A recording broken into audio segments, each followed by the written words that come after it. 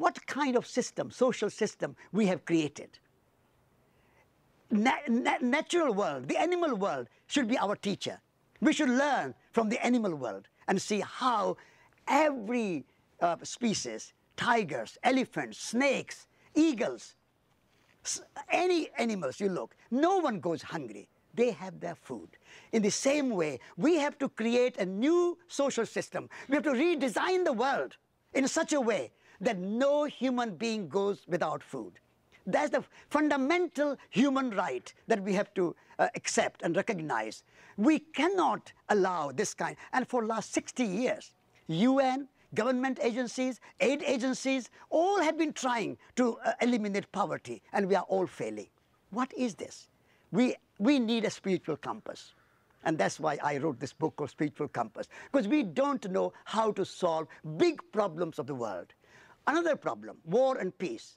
America, United States of America, such a powerful country with so many weapons, nuclear weapons, big army, the biggest budget, military budget in the world, and yet you cannot win a small war in Iraq or Afghanistan. What's the point of spending all those billions of dollars on those armies and militaries and pentagons and nuclear weapons if you have to stay 6 years just fighting a small war in Iraq? What are you going to fight war with Russia, and how you are going to fight war with some other places if you cannot? So what it shows, what it tells us, that wars, weapons, military solutions are out of date. They are obsolete. We have to find non-violent solutions, non-violent way of resolving our conflicts. Non-violence, to me, is the key word. We have to be non-violent to ourselves. We have to be non-violent to our people, and we have to be non-violent to nature. If non-violence, as Mahatma Gandhi, Martin Luther King, many other people have talked about non-violence, if we can bring non-violence as a key to all our environmental movement and social movements, I think we can find a spiritual compass. So society is a third element in which I would like to say is that we need to redesign. And we have to think in terms of this my interest, my self-interest. Western, modern, industrial paradigm has given this idea of individualism, almost a cult of the individualism. Me, my success, my name, my fame, everything me. I think we have to move from that. And we have to say, we are members of a human community. We are all related to each other. We share the same breath of life. We share the same soil, which gives us food. We share the same water. We are one. This unity of life manifesting in millions of forms of diversity. So unity and diversity are two aspects of one single reality. Unity and diversity. Unity is not the same as uniformity. Please do not mix uniformity and monoculture, which is happening all around the world. That's not unity. The unity is a completely different thing. Unity and diversity dance together, where the uniformity and division dance together. Now, do you want division and uniformity, or you want unity and diversity? So these are the big challenges of our time. The challenge of poverty, the challenge of inequity, the challenge of war and peace, the challenge of religious conflicts.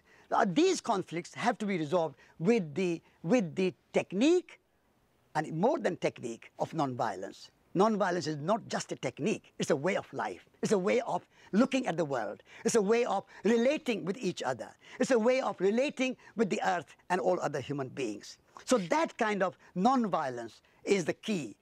Actually, nonviolence is key to the soil, to the soul, and to the society. But nonviolence is particularly a very effective key for reorganization and a proper organization of society.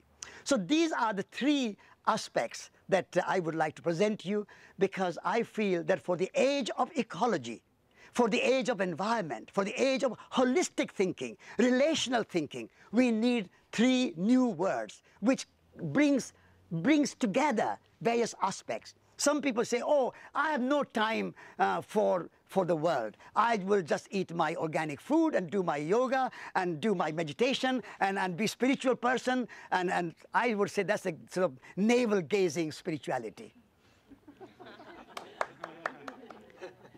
Then other people say, oh, how can you meditate? Go to Green Gulch Zen Center or some other yoga place. How can you do it when the world is at such a great crisis? The global warming, the peak oil, the environmental problem, the globalization. Forget your soul caring and come and do the environmental work. And the other people say, oh, no, no, how can you love trees when human beings are dying? You have to just look after human beings first. All this is kind of single issue, single dimensional approach, I don't think is going to help us anymore. We need to have a holistic worldview where caring for the earth, caring for the soul and a self, and caring for the society are a continuum. They are three dimensions of one single reality. And when you are looking after the soil, you are also looking after the soul. Because for me, gardening, cooking, tending the earth, tending the soil, planting the trees, looking after the environment is a spiritual practice. It is not just something that I do just to protect the trees. It's as much good for my soul, for my spirit, for my own self-realization, for my self-purification.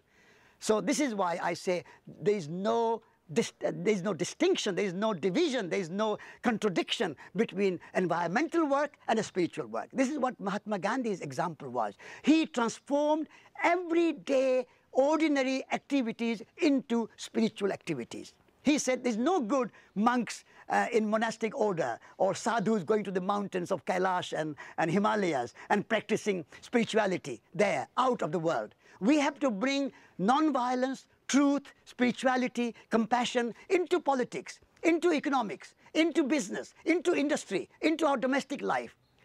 When you transform your ordinary, everyday activity into spiritual activity, then it is a true spirituality from a Gandhian perspective.